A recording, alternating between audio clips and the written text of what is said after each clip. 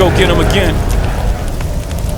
Welcome back to the Robezoid channel. I'm your host, Mark, and welcome to a first impression unboxing video on my channel. Today, we are not unboxing. It was a tester. I got rid of the white box. Maybe I should keep the white box so I could say it's an actual unboxing. And we're not giving a first impression either, but it is on the brand of Jo Malone. Now, this is very rare on my channel. Probably this is going to be the least interesting unboxing video on my channel since I've already sampled this. You can go check out my sampling samples video for more in-depth review of this one. I had a healthy decant of this particular fragrance months ago, I think. I think it was in late 2023. And of course, I don't need to unbox it since it was a tester that came in a regular white box. So I already unboxed it. This is, however, a monumental, we'll say, video because after 15 years on YouTube, has it been 15? Yeah, give or take 15 years on YouTube doing videos, and put on another, let's tack on another 10 years as a fragrance head, give or take. This is my very first bottle of the brand of Jo Malone in my collection.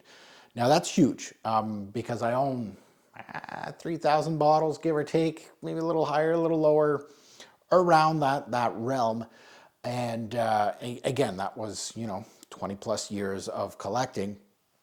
And this is a brand, I'll say, like one of the more mainstream brands that I really, I don't know if it's the marketing that they're made for layering, let's say the reputation of the brand that they don't last long. They're very simplistic fragrances.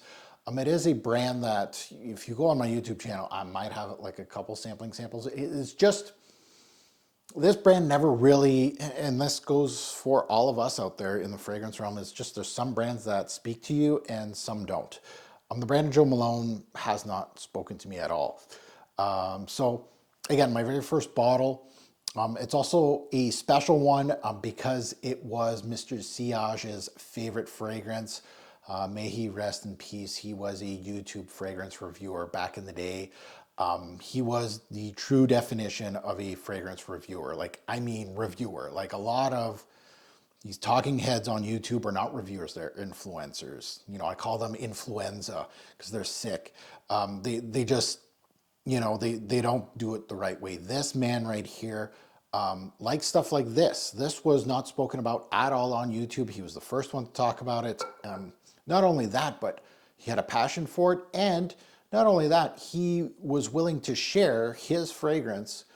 He wasn't the richest guy in the world, but he wanted to share and get other frag heads to sniff this thing and other things. And not only that, he went on other YouTubers' channels and commented, like almost everybody. Very positive. I'm very much a community guy. The community's dead and gone now. And that's maybe why you're seeing a little more out of me that's saying, why? Why do I care that I'm naming out people? Because it's fact. They are doing it. It's like, I know because maybe some people don't know that these people are doing things like Demi Rawling. She's dating a guy from PDM. Obviously, she's going to like Parfum the Marley. So it's those kind of obvious things that I hope that some people see. I don't really care. Community's kind of gone. But he was a true fragrance head and somebody that I really cherish. So this is it's a special fragrance bottle in my collection now because it's gonna remind me of him. Not only that, but it's a special edition bottle. This is a Ramadan, I believe, based. It has some crescent moons on it and all that. So it was a limited edition. I think they did these limited edition bottles back in 2019. So this fragrance was released in 2017, so 2 years later. So this bottle's kind of old. And again, I might be wrong. Like, I don't know this brand enough to know. Maybe they do these kind of special bottles every year, and I might be way off base. But anyway, my first bottle, Myrrh Tonka. So I didn't actually introduce it, Myrrh Tonka. Really a fragrance that I liked. It really was, I wouldn't say like a wow factor, but it was really, really good. I got my bottle at fragrancex.com, and I will plug them. because I want to thank them. You can get a bottle of this on their website. I checked it today, it's not there. But with Fragrance X, it's funny. Stuff goes in and out of stock, but it comes back in stock. Like when I bought this, I think there was like, and this is the tester. So if you want the exact same bottle like this and not the original bottle of Myrrh Tonka, just wait. Weeks later, it's going to come back in stock because there was like 12 left when I bought mine. So I bought, you know, the 13th bottle. So just keep an eye on Fragrance X, and then it'll come back in stock because they definitely didn't sell those 12 bottles with the time that I was there. And you can use my coupon code if you wish to do so. It is my channel name, Robes08. In their coupon section, you get 15% off on your purchase of anything. You don't have to just get this.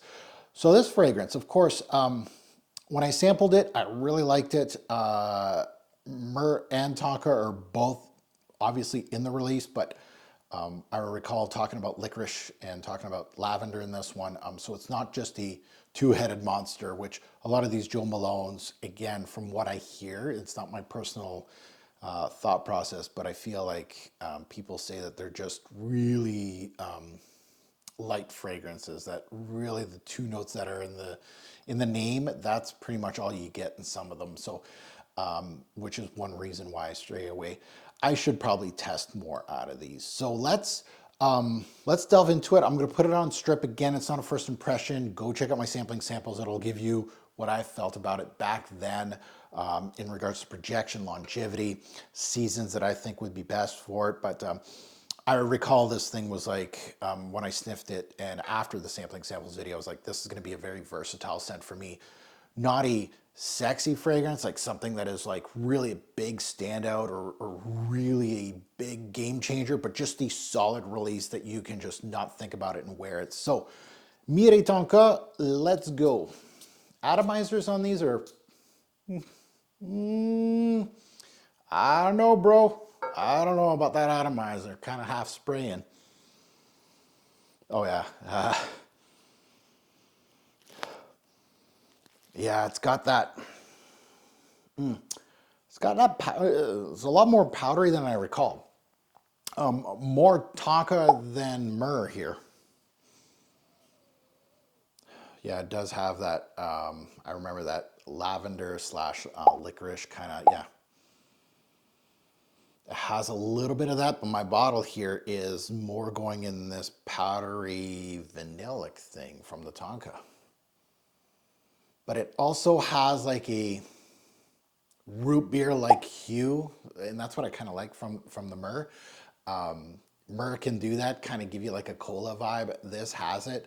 It's like a root beer like hue, but it's not. And this is one thing that I really liked about it when I did my sampling samples, is that it wasn't that thick or dense as a fragrance. Like again, Myrrh based and Tonka based fragrances can be overwhelming. This atomizer is killing me. I don't know. So it's my scent of the day today. Oh yeah, the licorice. Okay, now, okay. Wow, on the strip, much more Tonka heavy, like primary. Like I'm getting like almost like a, not soapy, but yeah, like almost like a powdery feel. Right here, licorice, black licorice, lavender, and depending on the type of lavender that's put into a fragrance, we're all used to the soapy, clean lavender, you know, the ones that kind of smell like Fabuloso, like the fake lavender, and then, you know, the clean ones and all that. This one, lavender can give out a licorice-like hue. And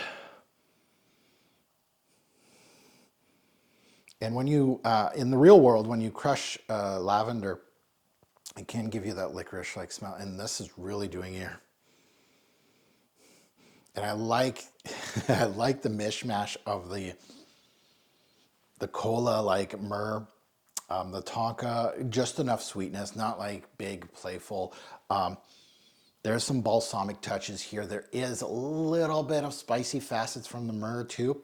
But the Myrrh kind of gives you like a caramel hue, but not super sweet, not super. And Myrrh can also give out a licorice-like hue too. So, you know, I'm blaming the lavender, but I can also blame the Myrrh in here. I remember now that This reminded me a little bit of Brin de Réclus, which I do have somewhere in here from Hermes, from the Hermes Essence line. And I have to bring that one back to my nose because it kind of gives me that licorice-like hue that I get from that. So, funny enough, the Tonka showed up early here. It's showing up late here. I'm getting a lot more of a different effect on my skin. Great blend here. This is why I bought a bottle of this. Great blend. No rough edges here. It really is transforming well. Tonka is coming up. It's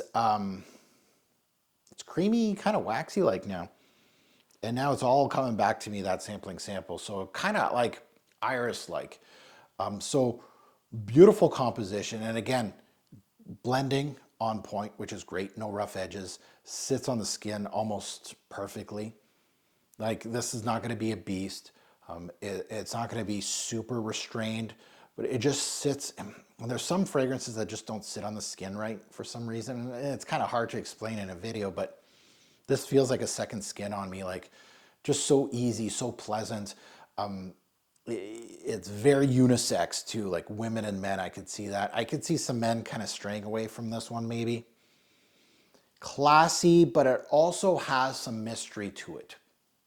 And that's what I kind of like. Like the versatility is way up there on this one. Like I can wear this. And again, in Canada, we get much cooler weather than a lot of other places. But for me, like this is more of a signature scent. Like for someone in Miami, probably not. I think it would go like really powdery on you. You'd have to wait for like a cooler night or something like that. But for me in Canada, this would be like summer nights, fall day or night, winter day or night, and then spring, especially the start of spring. Yeah, you can run this thing through the trough of seasons easily, and that's pretty much how it's a great start to a collection or a great start to a fragrance brand is kind of get that Swiss Army knife fragrance. Sometimes you kind of have to go with the sexy one or the fragrance that is bigger, bold, or crazy, and then kind of go with the ones. But this is like a really safe bet for me that it might get lost in the shuffle. You know, these easy to wear fragrances, again, with a collection like mine. You know, sometimes I have a taste for certain notes, certain noses, certain things, and fragrances like this, easy to wear, versatile, kind of get lost in the shuffle in a big collection like this, and that's just true honesty.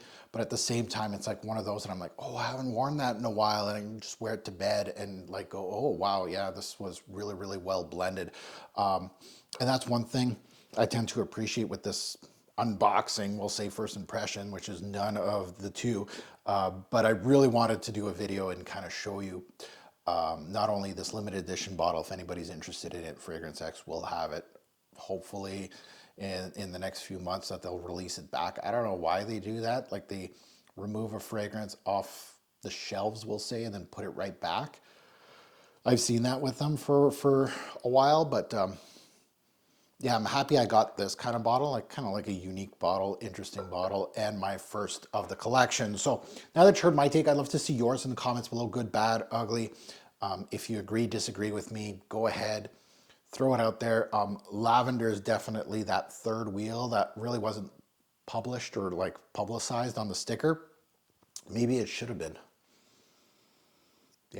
Yeah, good scent off the strip, better on my skin.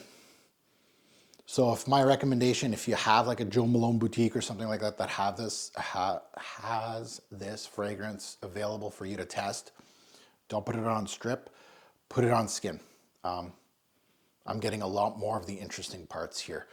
And those things may turn you off too, like black licorice is not for everybody. Again, it's kind of, if I remember correctly, in the sampling samples, it's short-lived, it's only in the opening and then it kind of mellows through. Lavender is not for everybody.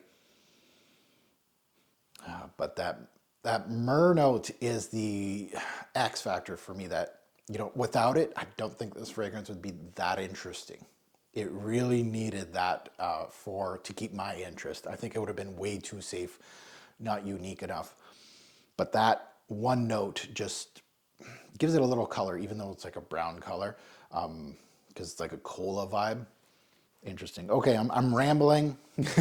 So let's finish this one up. As always, a great pour fragrance will make a lasting impression. Choose your Jo Malone release wisely.